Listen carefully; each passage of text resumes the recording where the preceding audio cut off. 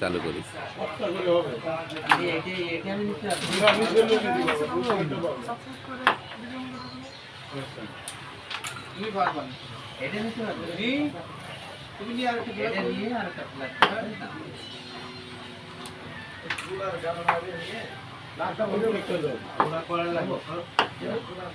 clear দিতে হবে কিন্তু